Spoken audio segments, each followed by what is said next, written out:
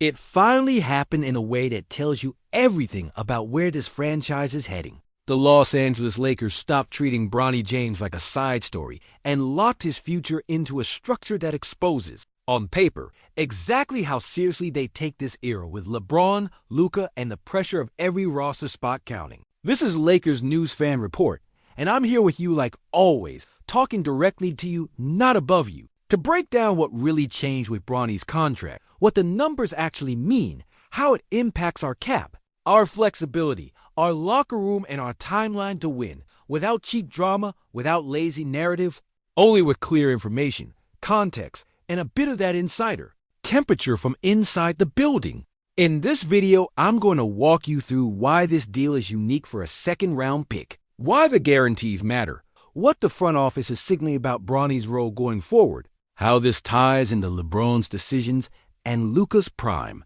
and what options the Lakers have if the development curve goes up or stalls. Stay with me until the end, because the real story is not just that there is a contract, it's how it is built and what it forces this franchise to decide over the next 3 seasons. First, let's reset the environment so this doesn't sound like noise. A couple of years ago, when Bronny came into the league as the 55th pick, the easy script from outside was simple. He would get a two-way float between South Bay and the main roster, be treated like a symbolic piece more than a basketball asset. The Lakers took that script, ripped it in half, and did something that immediately stood out across the league. They put real money and real years on his name. A 4-year agreement in the neighborhood of $7.9 million.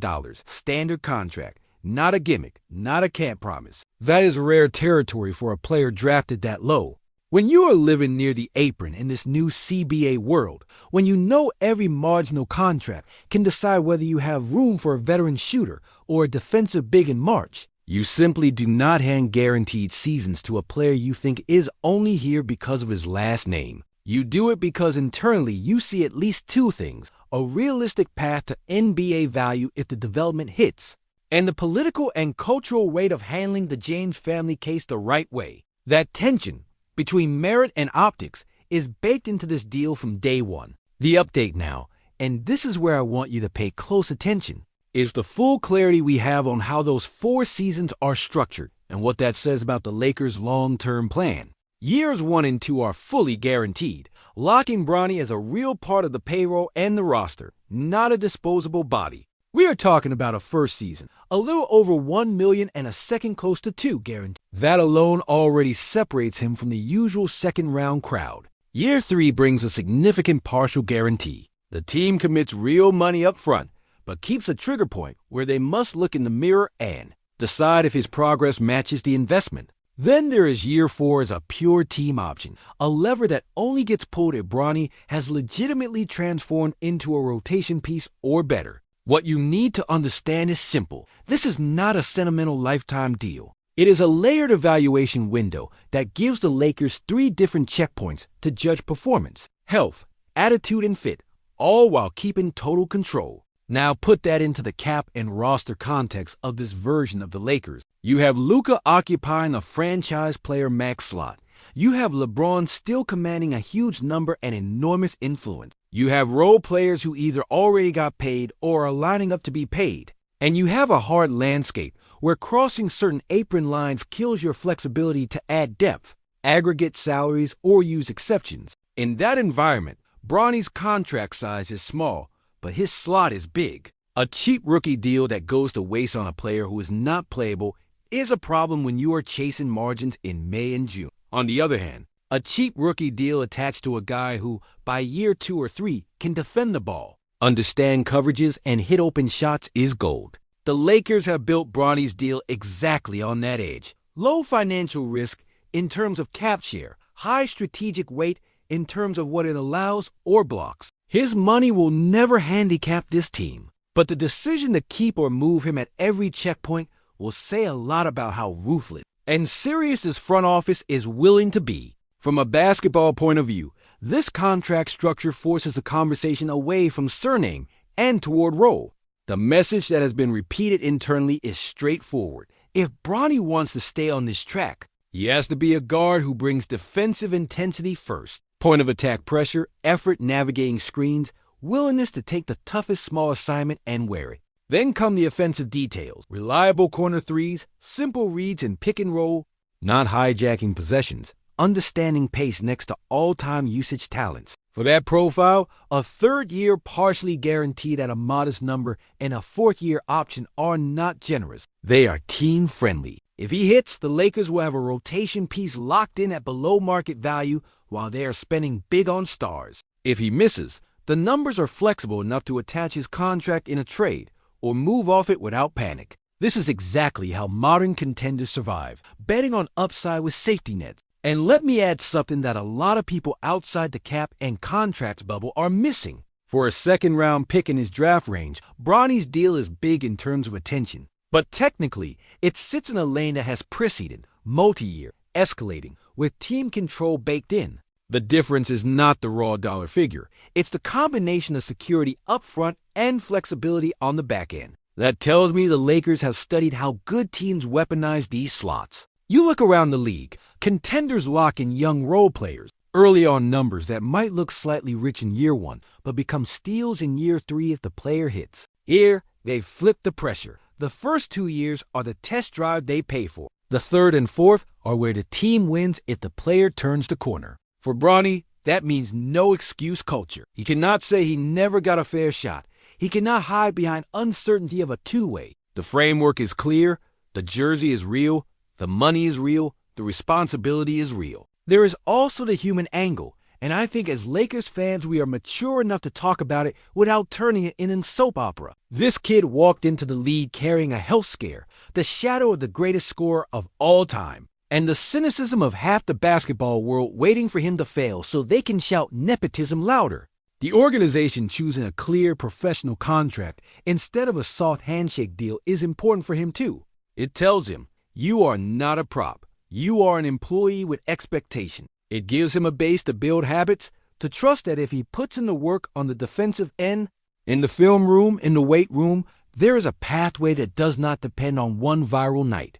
And for a coaching staff that has to balance egos, narratives, and results, this clarity helps. They're not forced to showcase him. They're allowed to develop him. They know the front office left them with both a safety net and a potential gem.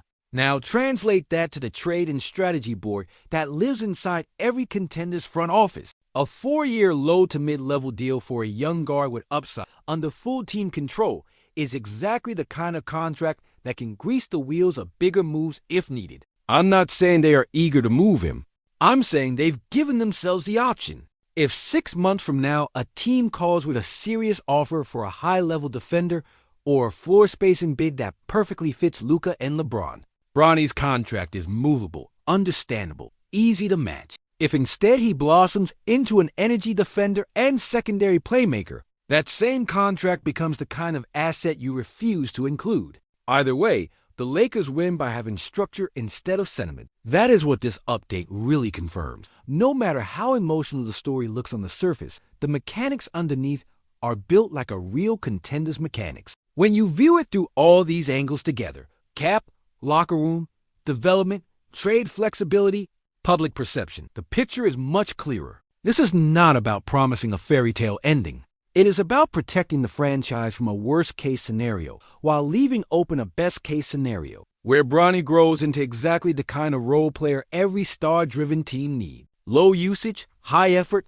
reliable, switchable. The contract does not guarantee he will be that, but it is calibrated to reward that outcome heavily while allowing the Lakers to correct course if the experiment fails. And honestly, that's all you can ask from your front office in a league where one bad mid-level deal can cost you a year of contention. This is also where the noise from outside meets reality. You've seen the takes.